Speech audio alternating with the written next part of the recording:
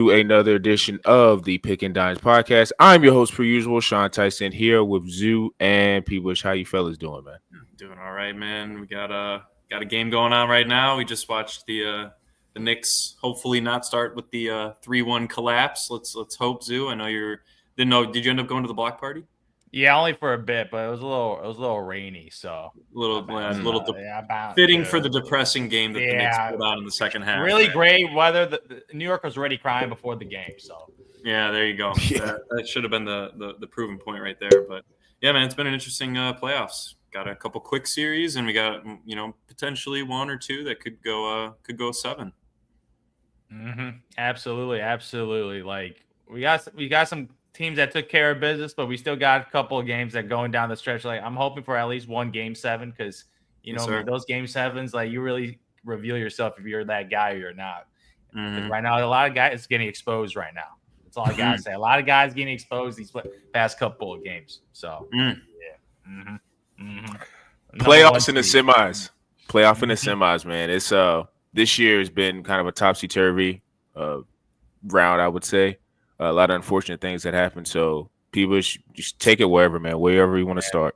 I think we got to first shout out Jason Tatum, man. That's just tough loss. I mean, right away, literally going into surgery for a ruptured Achilles the next morning. I mean, it was that you can't get any quicker than that. I wish any one of us could get into surgery if we really needed it the next day, man. That would be great. But perk of being an NBA player. Sadly, he had 42 points. Finally, had one of his big, it's one of his typical games that he's put on in the playoffs the last handful of years. Yep. And but the thing is, the Knicks were playing perfect basketball in that game, and they deserved to win it. Even though they were playing awesome. Yep. Even if Tatum hadn't gotten injured, I could still see the Knicks pulling it out. Everyone was efficient on that team. Celtics have had a little bit of inconsistency. I talked about it last week. They were actually my favorite that I was most concerned with. I guess it kind of came true a little bit. I hate to see how it ended for Tatum, but they did win tonight. They pushed it to a 6th game back to New York, so it will be a tough one. But, I think a lot of people talking about, are they going to blow up the team with Tatum and all that? Nah, maybe they move a piece or two. They have to this offseason. Drew Holiday's getting older. Obviously, Porzingis, man, you just can't stay on the court. Derek White deserves to be on that team, and he is the Olympian. He's a better version of like an Austin Reeves, man. I mean, different type of player, of course, but having a third option that is that consistent. I know he shoots mostly threes, but when he needs to give you a bucket, he can. And we saw him put up 30 plus tonight. So hopefully they can make it a game 7. I think that'd be awesome for such a bitter rivalry. But I still got to take the Knicks in that one, man. I think Brunson will have one of his virtuoso games. Fouled out tonight, kind of got into trouble early, and Knicks really just couldn't get anything going. So, but I think they'll pull it together. Yeah, for sure. Like especially this Knicks team right now. Like I can't really figure them out because they're very up and down. Very up and down. You go down 20, you come back and win. You actually start this game off tonight. Started off pretty well offensively. They were playing extremely well. Like it was back and forth. They were up double-digit points, and they came back and tied, and then they get absolutely just blown out in the third quarter based on the Cornette show and Derek White and those boys over there, Peyton Pritchard. Like pretty much every role player on the Celtics balled out. But if I'm the Knicks right now, I'm still kind of nervous. Like obviously, this is a completely different than Tatum. Yeah, just a little bit. Like if Tatum was still healthy, I would be frightened of blowing a 3-1 lead because. Like, that would just be such a classic New York Knicks thing to do. Like, you go up, you come with these miracle comebacks, these miracle finishes, and then you go up 3-1, and then you just lose 3 straight and lose the series. Like, that would be such a classic New York Knicks thing to do because this franchise has been pretty much allergic of having success in the past 2 decades. But right now with Tatum out, all the other guys got to show up. And Porzingis, like, he's barely Porzingis right now. Like this guy in the regular season is 20-10 type of guy, and they brought him as the missing piece last year to help him get it done. He was injured last year too, but this year, he got this illness that I don't really know what's going on with this illness. But clearly, this guy can't play because Luke Cornette took his job tonight and was the more impactful player. And that guy has barely played the series, and we show a 7-1 guy gets 7 blocks this game. Like this guy absolutely dominated. So, like this Celtics team right now is very, very deep. Sam Hauser came back from injury. He gave him a spark, hit some threes. So this Celtics team is one of those deep teams that it's such a shame because this would have been the team to get to the NBA Finals. Like, even though they were on the ropes, I'm like, I was not counting out the Celtics team with Jason Tatum healthy. I had to cash out the futures parlay, man. I cashed that out real quick once they went down.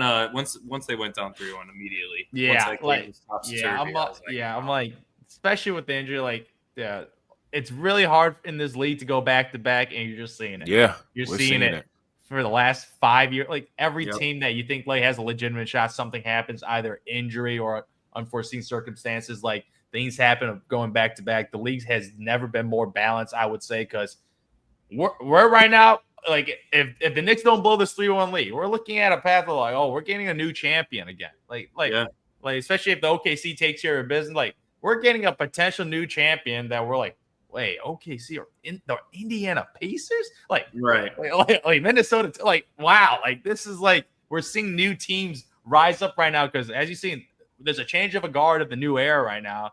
And the Celtics right now has been pretty dominant this era, but losing Tatum is a brutal blow for this franchise, not just for this year and next year. Like, this is their best chance of getting another one before they could get hit with a $500 million salary as a contract. And they may not want to pay $500 million for a roster. And without Tatum next year, you ain't paying $500 million for a franchise without your best player. Like, that's not a good business move. And I think the Celtics fan will also understand, like, that's just foolishness paying that much money for a team that's not going to contend for NBA championships. So, but the Celtics got their ring last year, so I don't really feel too bad for Celtics fans because it's the Celtics. They got the Celtics. They have a history of winning, but in the modern era, so we gave them his props. Now we just got to shut up on the Celtics and just be like, all right, hope you lose. Yeah. Boo-hoo. Yeah, you're good. You're fine. Yeah, you're fine. It might be the next time, but I'm telling you, the Knicks better get it done because blowing a 3-1 lead against a team without his best player, there are going to be a lot of jokes if that happens. There are going to be a lot of jokes. There's no recovering if they blow it. In Thibodeau, I'm looking at you, man. Like you what? You started strong, but don't pull a Doc Rivers on me. Please don't make you look like Doc Rivers. Please. I'm praying. Because I'm telling you, giving a little bit of Doc Rivers. If you pull a 3-1 lead to a team that loses best player, you're getting fired. Or I'm looking at you a little on the hot seat. Yeah, he's gone. He's gone. It's not even a question. That cannot happen. Especially your team is healthy. It's complete. Mitchell Robinson's healthy. All your starters are healthy. Like, you have legitimately zero excuses right now. Zero excuses of not getting it done. So, Thibodeau, Jalen Brunson, get it done, boys. Just get it done. Yeah, Thibodeau's on the chopping block and is being chopped if they lose this series. 3-1. I've been one of the biggest Thibodeau, I guess I would say, naysayers in terms of just his style of coaching. So when you've been given a gift by the basketball gods, and I hate to say that the injury of Tatum was beneficial for the Knicks, but it is. So it's like you got to see blood in the water, and you just got to execute. And also, not only just beating the Celtics because you're up 3-1 in the next series, quote unquote, you got the Pacers, who are I feel like one of the best teams in the playoffs right now, but still they beat the number 1 seed. They got to figure it out. It's just get it done. Everything you guys are saying with the Celtics and Knicks are what I echo. The only thing, to your point, that would scare me if I'm a Knicks fan is just the 3-point volatility with the Celtics. That type of thing can keep teams in games. So if they get hot again from 3-point, then it's just like this is probably going 7, and then who knows in a game 7 who knows, at home.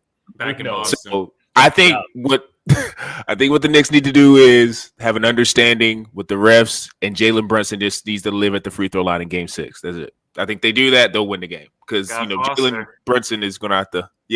Scott Foster calling fouls. That'll be the way they end up figuring out how to close them out in Game 6, which I think they will do. But like I said, it is, again, I echo sentiments with Tatum. It's just tough to see, and it also sucks because it's like, yeah, and Achilles puts you out for not only this playoff run next year. Like, if it just would have been like maybe a torn calf or something like that, it could have just maybe put him out for the playoffs and he's ready for next year. But the fact that it's an Achilles just makes it kind of really gut-wrenching just for the individual player. I don't feel bad for the Celtics, but individually as a player, it just, because it kind of felt like if they, I don't know if they would have beat the Knicks because the Knicks were up, but if they did get through this playoffs round and he got to the actual finals, he probably going to get a finals MVP, and he could have shut a lot of people up with that. But stuff happens in the NBA, and a lot of these guys, as we're seeing with the Achilles, any of those lower leg injuries, it's just tough because I think the guys are playing a lot of games. So it's kind of the way of the playoffs. It's like a war of attrition, and whoever's last standing is going to be the winner. So, let's be honest, that's why the Cavs lost. I don't know how much we want to dive into that one, but I mean, I don't have too much to say on it other than I'm impressed by the Pacers a lot.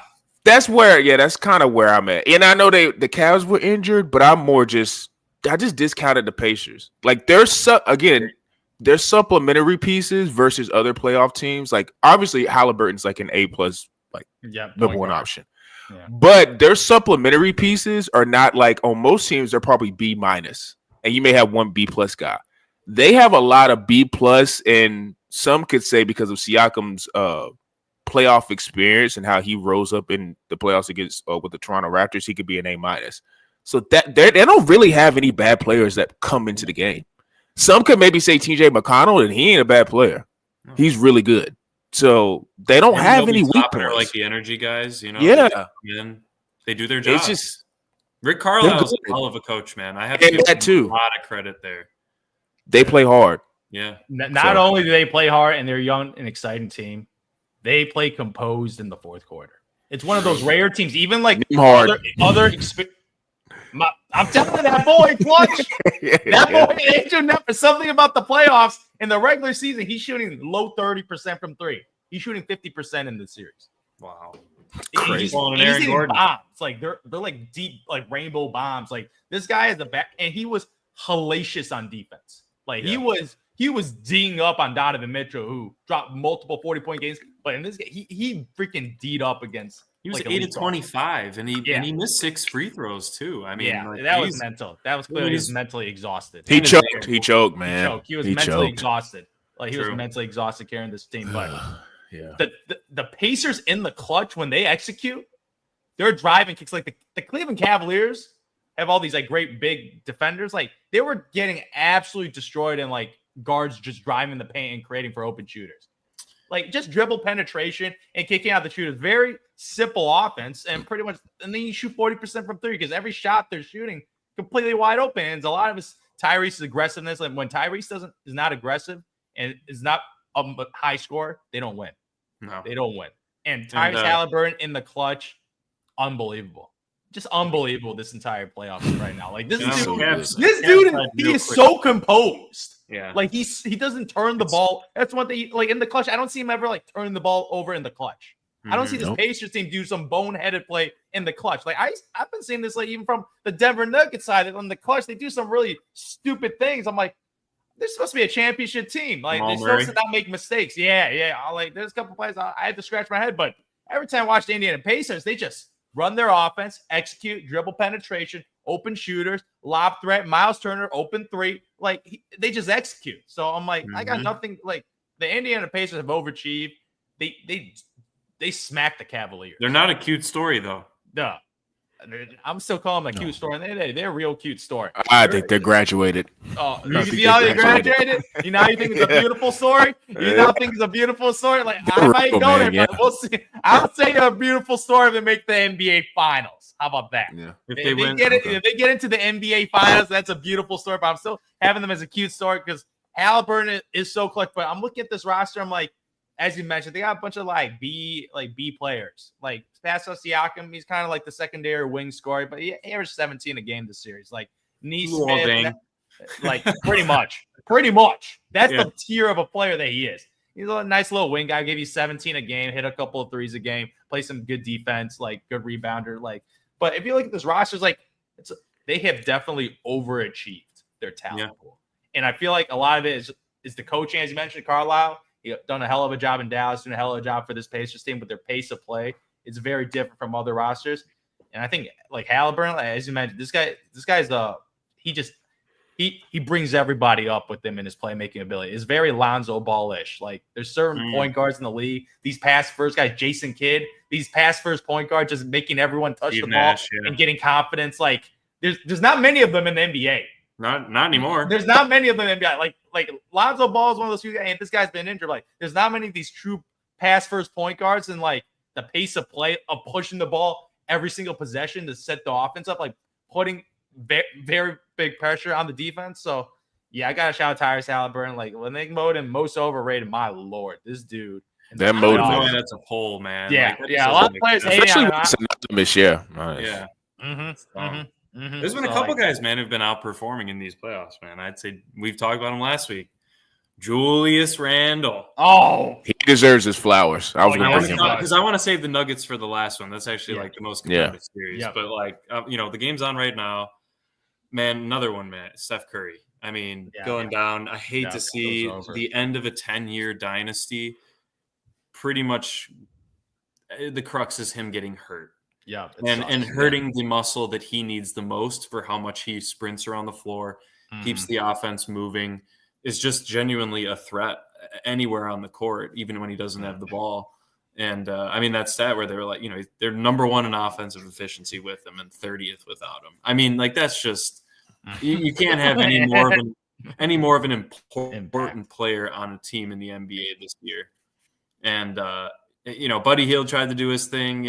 Jimmy Butler. I don't know what Jimmy Butler's doing. I feel like he's not taking nearly the aggressive stance that we've seen him. He's cooked. He's pacing himself. He might be. Yeah. He is, I guess, but now they're down 3-1 and they're backed into a corner and they're down 8 in the second quarter right now. I mean, at this point, he might end up having in the next 2 years, Zoo, one of the worst contracts in the NBA. Wow. We saw that. Yeah, we did. Yeah, we saw that. But we had to see how he played with Curry, and to be honest, they were really hot when they played well together. He first came over. Yeah, but obviously they get injured, and he can't do. He's done what they're asking him to do like 3 years in a row, and the man is exhausted. He's had to run the entire franchise down in Miami for years, and now unfortunately his Batman, right? And then Buddy Hield called him. Yeah, he came there to be the sidekick. Like he knew his role. He came there to be the Robin, and now they're asking him to be the Batman again. And I think he's hit his cusp. So, and Edwards, he's finally stepping up, huge on the efficiency front. I love his aggressiveness in the second half, pretty much every game in the playoffs. I do think that they still are very. I don't know. I wanted to see what you guys thought about Gobert and how they use him, because when they use him against some of these smaller teams, he destroys. But then one game they just won't give him the ball at all. And I'm like, well, if it's working. I don't know what Chris Finch is thinking. I don't, maybe they just want to try something new or, foul trouble issues, etc. But I just feel like they could dominate with him to an extent. Promise. Rudy should dominate. He's 7-1. Like you got Draymond Green as a 6'6" center. Like they're desperately they're finally actually using their centers now. They're actually trying to switch up their rotation with Trace Jackson Davis and Kevon Looney. Like in the beginning of the series, they didn't use those guys at all. No. And Rudy. Like, my thoughts about Rudy on offense. Awful hands. Just awful hands. Dunker. Yeah. Like he's really bad at like catching like balls in tight passes. Like even as like when he gets open lane, he's missing layups too. Like he's just horrendous. He's a horrendous offensive basketball player. It still blows me away when he dropped that 20 points against the Lakers. And 20 rebounds. Yeah, exactly. Like because watching him play in these games, I'm like, this dude's a nothing. Like, I don't know how this Minnesota T-Wolves team is so effective right now. It's like, obviously, I think the biggest reason is because Steph Curry's out, and that offense is out. That's the number one reason. That's like the easy reason. And Julius. Yeah. And I was going to talk about Julius Randle. He graduated from a playoff scrub to a playoff stud. If you look at him historically, 29% from the field in that first playoff series with the New York Knicks. Next year, 37%. So this dude was shooting some of the worst high volume field goal percentages in the NBA playoffs. And this year he's at 48%. 48% from and he's shooting 17 shots a game. Like he's a main focal point on this offense. He's averaging 23 points, 6 rebounds, and 6 assists. Playmaking. 6 assists right now. He's also averaging a steal a game, and he's hitting around 2 threes a game on a little more than 5 attempts. So he's got a little more confidence now in his inner game, and so he's now shooting some threes now. He's actually hitting some threes, and he's not even known for doing that. But he's, like I mentioned the previous lyrics, he's playing with the degree of physicality against the team. Like he is punishing Draymond Green. Like every time he gets out, he is going right at these bigs on these Warriors rosters. So like Julius Draymond, he is going at he's like very, very aggressive. When he goes down the paint, he's just going He's a man child. He's just freaking going in down there, just smashing into these guys, and he's finishing. Like, he's shooting 89% from the free throw line. 89%. And let's be honest, dude, that's what the T-Wolves were missing last year. Cat didn't bring Yeah, that level of physicality. Cat's passive. Cat's a two-guard disguised as a center. Like, True. That's what Cat is. He's a face-up guy. Like, Julius Randle is just going face first into physical defense. Yeah, he's so physical. And as you've seen in these playoffs right now, physicality, you get rewarded with physicality in the playoffs. Like, you want those physical fouls, like big, strong guys that can shoot and play make. Like, these are the type of like prototype players you need in the NBA playoffs right now. And Julius Randle, I was a huge doubter based on his playoff resume, sure. But now maybe it's in a new situation, or maybe it's Ant's leadership or Finch empowering him to be successful. I don't know what it is. Might not be the pressures of New York. Yeah, that too. Maybe because I think a lot of it is mental. Like shooting 70% free throws in last year, and this year he's shooting 89 in the playoffs. Yes, the crazy. That's a skill set. That's mental. That's 100% mental right now. So he's playing with the degree of confidence that they 100% need. Because like Ant-Man's playing well, but he's not playing like superstar level well especially in this series.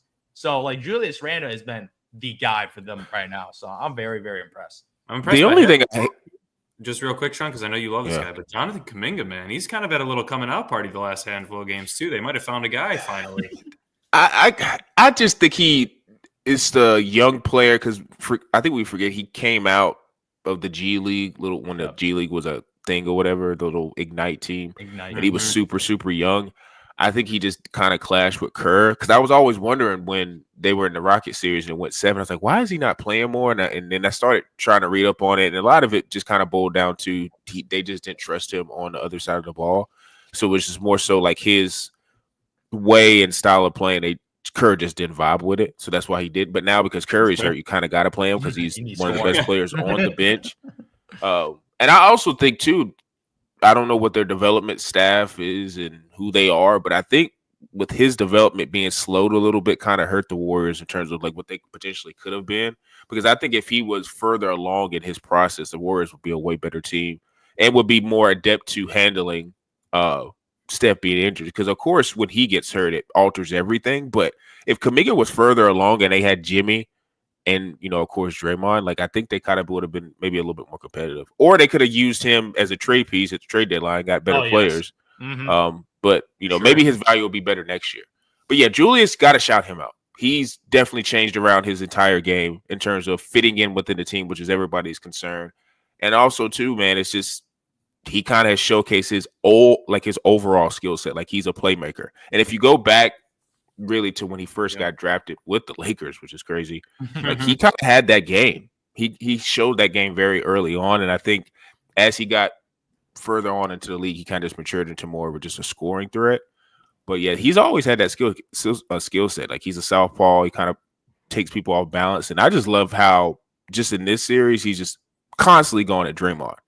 Because Draymond, we all understand he's a defensive savant. And he's got a bunch of defensive, I guess you say first team defenses and things like that. He don't have a DPOY, does he? I'm not sure if he does. He does. He does. Oh, he does?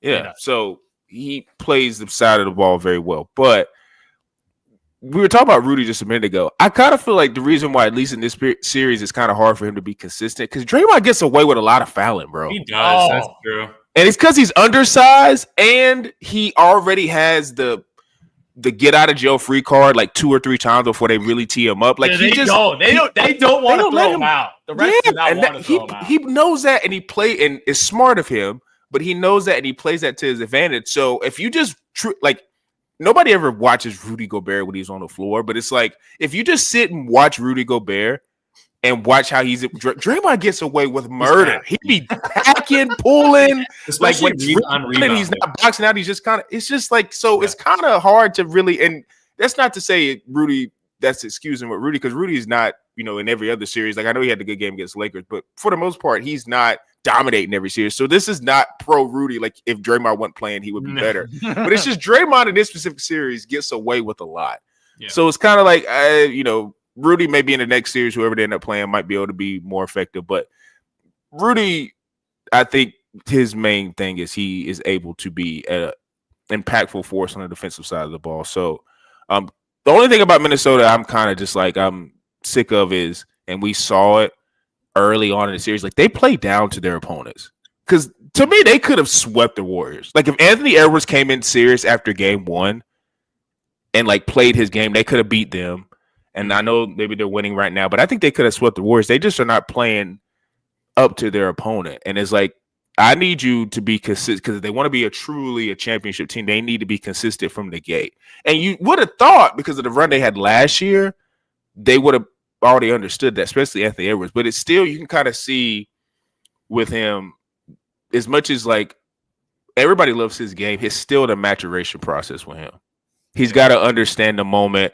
Like, it's like, bro, I get it. Like, you beat the Lakers, but like taking a lap around Staples Center, it's the first round, bro. Come on. Like, you're playing up too much. Like, focus. And that's why I think he came out in that game 1 and was just missing everything because he wasn't focused. I think like, I think that was more. It's kind of like you kind of got to. That was more for Luka. That was not just Yeah, for like. I get it. That was his revenge series. Yeah. That was his revenge series. But it's like, as much as people want to compare him to like, you know, the 2 guard guys like Kobe and Michael Jordan, could you imagine Kobe and Michael doing that in the first round? No.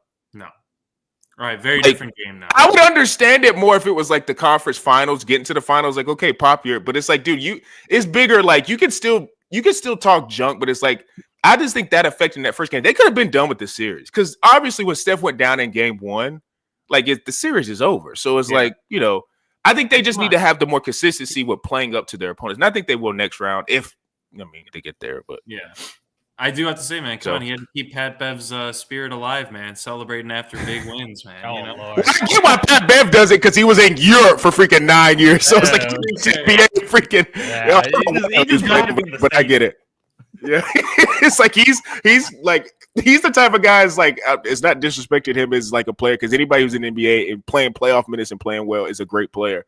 But it's just like Pat Bev is like, I don't know what I'm going to get back to this moment, so let me just celebrate and do this in this moment. Anthony Edwards is going to have 10 more years of being elite probably in the playoffs. So I don't know, but yeah, that's the only concern with Minnesota, just playing down to their opponent. Like if they get that just killer mentality the entire time, they're probably more than likely going to have a good shot at going to the final. So I don't know who wants to start off the Well, all right, so you already got your Jokic series next year. Or next. You already got your Jokic rant out of the way, man. We get it. He dropped 44 and 15, and you know it wasn't enough, man. Because you want to know why? The rest of the team, 17 of 59 from the field, man. 28%, absolutely unacceptable. MPJ Russell Westbrook finally coming back to play. Christian Braun taking 12 shots. I'm sorry, man, but and Jamal Murray, just typical Jamal Murray, man. He's the streakiest. He's inconsistent. You can't not efficient. He's inconsistent. I hate not being able to call him a star because he's a champion. He's had huge games in the playoffs. He's never made an all-star team. He's probably one of the biggest anomaly players, I think, in the entire NBA. Like, it's like if the only thing I can think of is like he has such big games, and then he just completely falls off. You can't shoot 10 of 27, man. I'm sorry. He's a high volume guy. Aaron Gordon was 6 of 13. The man has been winning you games. Give him more shots than 13. He's been the second best player.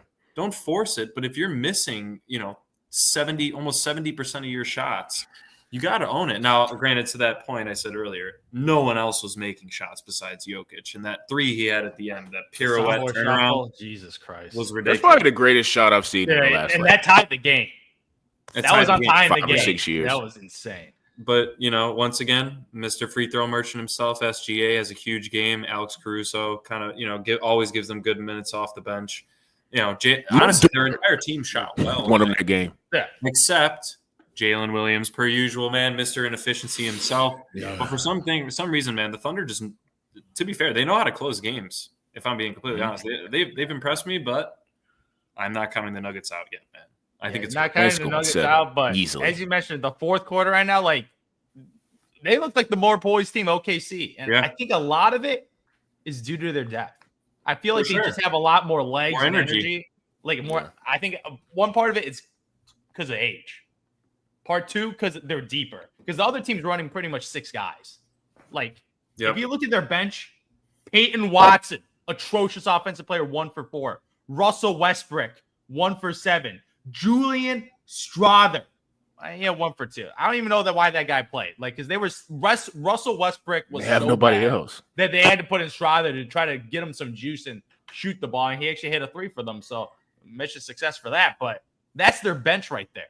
It's an atrocious bench. While you're looking at the Thunder bench, Alex Caruso off the bench. I'm kind of surprised he's not starting. How good he's playing. Because Alex Caruso, he could guard Jokic. He could hit open threes. He gets his hands on the ball like a lot every single game. He just gets in there. Like Alex Caruso is a legitimate. Like we can see why LeBron loved this guy so much when he played for the Lakers. True. Like this is that stereotypical two-way role player, 3-and-D guy making the winning plays. Like Alex Caruso still is doing that. There's a reason why they shipped out Josh Giddey, a young talent, for Alex Caruso, because he's a win-now guy. It's solidified. He's a win-now guy on a win-now roster. So, like, Alex Caruso has been a freaking, like, this guy has been elite for this roster right now. And I got to shout out Lou Dort. Because Lou Dort, he struggled a couple of games in the past, but the Nuggets defense sometimes is just the most atrocious defense I've ever seen. They just leave dudes wide open in the fourth quarter. In the fourth quarter, they're just running basic offense, SGA, just dribble penetration. They help off, pass, wide open 3. That Jalen Williams 3-pointer in the corner, what was that? Completely wide open. Oh, there's a big shot. He just shot a practice shot. He was completely wide open. Lou Dort on those 4 threes, every single one of those threes, like catch and shoot, he was wide open. Every single 3 was wide open. He'll make that. They somehow just generate wide. Alex Caruso in the corner. I've seen that guy shoot so many wide open 3s this series. Like, I just don't know about this Nuggets defense. I don't know if it's tired legs, but on any little dribble penetration, wide open. They just kick out, pass. They're a great passing team. OKC's a great team passing team. They always make the right play. But every single time I watch, I'm like, that SGA pull-up 3, he just dribbled, high pick and roll, went under, pull-up 3. I'm like, what are you guys doing? This is They're not athletic on the perimeter. They're not. They don't fight through screens. Like this Nuggets team does not fight through screens. They don't. They do not. It's like the anti-Alex Caruso. They never fight through screens. High pick and roll. And everybody's getting open looks. Like generation, like point. Like OKC gets easy shots. Every time I watch them play, oh, it's a great shot. Even though if they miss, it's a great shot. I watch this Nuggets team. Every shot is just impossible. You got Jokic doing craziness. Jamal Murray taking fall away 3s. Like Aaron Gordon taking a 3 of the hand. And like every shot is just so much tougher. Like it's just I will so say, much tougher. If I'm Mike Malone, I'm kind of happy that I got let go, man. If I'm being completely honest, this team's on its downfall. He wasn't fired under, at least that we know, circumstances that are really going to screw over his future being an NBA coach. He'll could get be a head coach. Great job. He will be a head coach, and he left just at the right time, got him a championship. And he's probably sitting a little pretty right now. Now I'm looking at this roster, and I blame the roster right now. Like, for sure. It's just they got no depth, not even a little depth. You need at least two good, really solid role players that are consistent off the bench, that gives you good minutes, that can play defense, hit open 3s, play off ball. Like these are the stereotypical role players, and they don't have that. Like Westbrook just keeps missing open 3s. Like he had 2 open corner 3s, air balls. He's shooting air balls. Like, what are you going to do with them? And he was actually one of their more effective role players in the first round. And they need the thing is, they need Westbrook. They need him in this series. And he's been off the last. And when he misses shots, his defense is not as good. He's not as focused. Like when he hits shot, he gets all amped up. Oh yeah, SGA, I locked him down that 1%. Yeah. That was awesome. Yeah, that was great. Like I'm like, oh, Westbrook could freaking D up when he's mentally there. When he airballs a 3, lackadaisical on defense. He's just jogging back. Oh, he misses a 3. He's always had mental issues. Mentally, he's so weak. Everywhere he's been. He's so weak because when he's on, he's like, this guy's a terrific role player.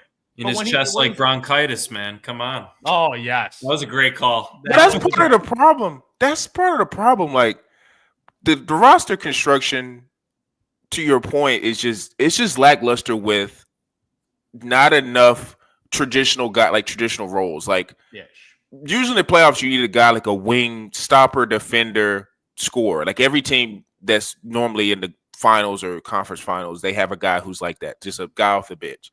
And then also they have like most teams, for the most part, unless they just have a superstar player, have like a traditional point.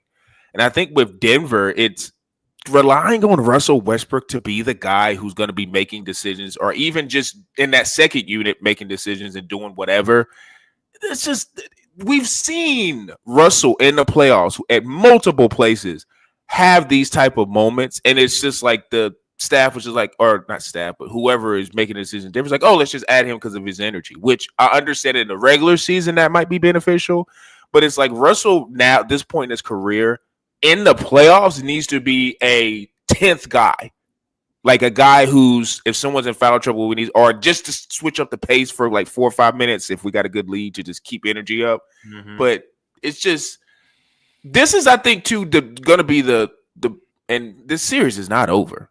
Like, they still could easily win this in 7, but it's like with Jokic being such a, he does everything. Yeah, is like maybe they got to go back to the drawing board, but like, no, yeah, it's cool that you're getting all these crazy numbers and these crazy stats, but if we want to go further in the playoffs, we're going to need you to maybe scale that back and maybe have some more guys he can rely on. Because Jamal Murray, I don't think it's the end, but it's obvious that when he came into the season out of shape and people were talking about, oh, he's kind of getting his, trying to get his lungs or whatever back, that's never a good sign if you're coming in as a player that needs to be the reliable number 2. It's just not going to work. You got to be, if you're going to be playing with like a Pantheon great like Jokic, you got to bring your A game. It's the same thing with like when LeBron went back to Cleveland. And it was tough because, like I said, he had to play Golden State and Kevin Durant, but he knew he could always rely on Kyrie. He was coming to work, and Kyrie was going to go do what he was going to do, and it's just the chips fell where they were going to, minute later. The only time he kind of faltered when Kyrie, I think, broke his kneecap. That was it. Like, and that was just injury. But he always came to play. Talk about all the other issues, like even last year with Boston. Jaylen Brown won MVP. Both of those guys always came to play. Like, if your 2 guys that are supposed to be your 2 stars have to come to play, and like you said with Jokic, he had the 44 and he was going crazy, and it was an insane game. But it's like, OKC is just too freaking deep. They just have so many guys who, like, what was when they played in the game 5? Casey Wallace was making a bunch of freaking threes. Yeah, like, change that game. Like, they have, to your point, a lot more. They got everything. They got everything. It's just experience with them. That's it. And right now they're earning it. Yeah, they're earning it. Because they're like the anti-Nuggets, because all their role players could defend, could hit open threes. Like that's all their perimeter guys. Even their center, like the second Jalen Williams, he could shoot. He's good too as a center. Yep. And he's been like pretty good on Jokic too, as far as being a physical defender against Jokic, because they got 3 dudes they could put on Jokic. Like, I think Hartenstein is by far the best guy on Jokic. But having a Jalen Williams as a homegrown too, who could pretty much give the guy rest on defense and pretty much try to wear out Jokic, because that's the only thing you do against Jokic. Yeah. Because I think the Jokic game before was one of the worst games I've seen from Jokic. Like, he just looked absolutely exhausted and misses like normal floaters and couldn't hit any threes, missing free throws. Like, it wasn't himself. But we saw how he bounced back, because that's what Joker does, man. That's what legends do. But he needs Michael Porter Jr. to hit some open threes. Ain't happening. And Michael Porter Jr. I don't know. I know he got the injured shoulder, so that's probably he's hurt. He's hurt. But he hit 5 threes the other game, man. Like, you gotta be up and down, I feel like. But like because when you watch him shoot those threes, every three just looked off. They weren't like they looked short every single time he shot the basketball. So I'm like, if you got Porter Jr. out there bricking threes, you got Christian Brown shooting 2 for 8 from threes, Jamal Murray 3 for 13, Aaron Gordon 1 for 5. Like, they shot 28%. And I'm mad at Aaron Gordon because he showed up. Yeah, he showed up. Aaron Gordon ain't the problem. No, it's the other guys around right now, because he shot 28% from threes, and Jokic shot 5 for 7.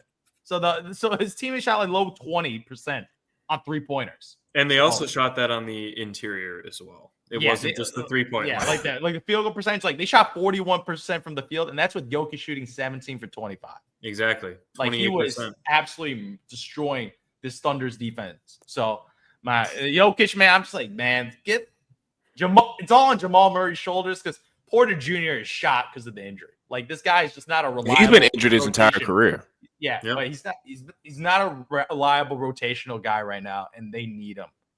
They need him. If they would have I don't know I forget. Calvin Booth, I think, was the GM. If they would have maybe however many years ago, and I'm not sure when Porter Jr. got that contract, but if he would have had more foresight and just been like, let me see if I can just package Porter Jr. in a pick for like just some depth wing pieces, they would be in a totally different position. A Derek White potentially. Yeah, pretty much. That's what they need. Like back then, like something where it's just like a guy that's going to come in and bring their lunch pail on defense and make open shots, and it's just kind of like they've just been able to get away with it because Jokic just is a generational player. But like with these generational players, like you said, I've been seeing the rhetoric with him coming around. It's like he had that insane game. It's like, but when you start when I'm starting to see people talk about like his efficiency and how he's playing is like LeBron level. The tired excuse, it ain't gonna work no more now. It's like you got to figure it out because you can't invoke LeBron's name, who is like you said, he's the. I saw LeBron put up 51 in the game one against Golden State, and he lost because of J.R. Smith being an idiot, and it didn't matter. People were like, "LeBron, how'd you not win that, bro? You got to win that game." That's what's gonna start happening to Jokic now. That's what's gonna start happening to Jokic. Like he's playing. He is at that standard. Of the best player. It's gonna start getting there, and it sucks because that's the next level of the greatness. Like he's no longer. The conversation used to be like, oh, the big man. Like, where is he in the big man? But now, because of how great he's playing, it's now, like I said, LeBron names start coming up and you say, well, he's playing just as good as LeBron. Well, now the conversation is going to change from, wait, you didn't get it done, bro? Like, you had 44. Like, how did you not figure it out?